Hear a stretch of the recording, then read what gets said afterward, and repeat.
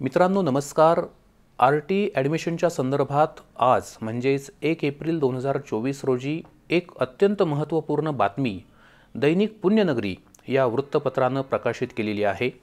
या बातमीनुसार आर.टी. प्रवेश प्रक्रियेला लवकरच सुरुवात होणार आहे आणि ऑनलाईन विद्यार्थी नोंदणीची प्रक्रिया म्हणजेच जे फॉर्म आपण पालकवर्ग भरणार आहोत ॲडमिशनचे फॉर्म, तर ते सुद्धा लवकरच खुले होणार आहेत।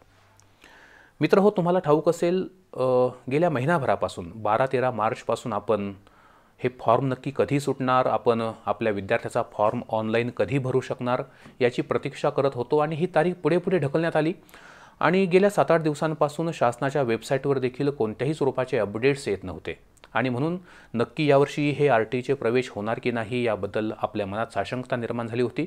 परंतु दैनिक पुण्यनगरीने हे जे वृत्त प्रकाशित केलेलं आहे तर त्यामुळे आता चिंता करण्याची गरज नाही।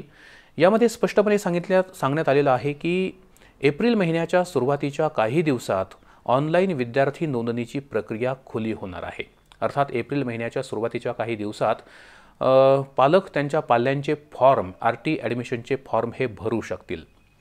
आता निश्चितपणे तारीख दिलेली नाही, परंतु एप्रिल महिन्याच्या सुरुवातीच्या काही दिवसात ही प्रोसेस सुरू होईल असं मात्र सांगण्यात आलेलं आहे आणि त्यानुसार कदाचित या एप्रिल महिन्याच्या पहिल्या आठवड्यामध्ये फर्स्ट वीकमध्ये ही प्रोसेस सुरू होईल असं मानायला हरकत नाही। सोबतच मराठा समाजासाठी आनंदाची बातमी अशी की या प्रवेश प्रक्रियेमध्ये मराठा आरक्षणाचा देखील अंतर्भाव केला जाणार आहे। मराठा रिझर्वेशन मराठा समाजाला त्या ठिकाणी मिळणार आहे। आता 1-2 आक्षेप या ठिकाणी असे आहेत।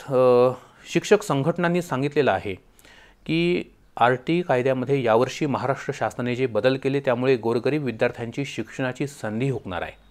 तर शासन मात्र म्हणते की शाळांची संख्या या प्रोसेसद्वारे वाढवलेली आहे आणि त्यामुळे सर्व घटकांना आर.टी.तून शिक्षण मात्र घेता येईल। तर ज्यांनाही माहीत नाही त्यांना सांगतो की अनेक पालकांना त्यांची मुलं ही चांगल्या दर्जाच्या इंग्रजी शाळांमध्ये शिकावी असं वाटतं आणि म्हणूनच ते आर.टी.मधून प्रवेश घेतात। परंतु शासनाने एक अट अशी घातली आहे की तुमच्या परिसरात जर सरकारी शाळा आहे आणि तरीसुद्धा जर तुम्ही विनाअनुदानित इंग्रजी माध्यमाच्या शाळेमध्ये प्रवेश घेत असाल तर अशा शाळेला शासनाकडून कोणत्याही स्वरूपाचं शुल्क प्रतिपूर्तीची रक्कम ही दिली जाणार नाही आणि म्हणून अनेक शाळा अनिच्छुक आहेत, ज्या विनाअनुदानित इंग्रजी माध्यमाच्या शाळा आहेत त्या आर.टी. प्रवेश देण्यास उत्सुक दिसत नाहीत। तर थोडक्यात गोरगरीब विद्यार्थ्यांची शिक्षणाची संधी हुकणार असल्याचा आरोप शिक्षण संघटनांकडून केला जातो तो यासाठी। तर आता पाहूया नक्की यामध्ये सत्य असत्यता ही लवकरच दिसून येईल। तर मित्रहो, आर.टी. प्रवेश प्रक्रियेसंदर्भातील सर्व अपडेट्स आम्ही आपल्या या स्पर्धा परीक्षा अकॅडमी चॅनलवरती आपल्यासाठी देत आहोत।